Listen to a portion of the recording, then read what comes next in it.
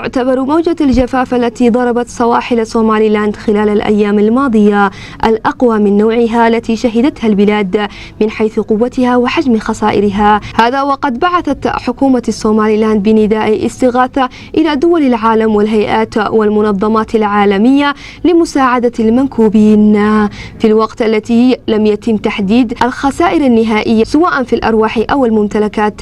فإن حكومة الصوماليلاند قد قامت بإطلاق حالة الطوارئ في البلاد خاصة في المناطق الساحلية منها، وقد وجهت نداء إلى جميع مواطني صوماليلاند في الداخل والخارج والمنظمات العالمية والدول المانحة والعالم العربي والإسلامي بالتوجه لمساعدة المنكوبين الذين فقدوا أسرهم ومنازلهم. هذه المأساة التي فاقت جميع التوقعات، المعاناة التي يعانيها هؤلاء الذين يجلسون الآن في العراء قد لا يجدون ملجأ لهم بعد أن فقدوا مساكنهم، ولكن القادم أسوأ إذا لم يجدوا من يساعدهم خلال هذه المأساة. لذا نحن نطلب تكاتفكم خلال الأيام القادمة وهذه الأيام المباركة بالذات لاجتياز هذه الأزمة التي نحن فيها.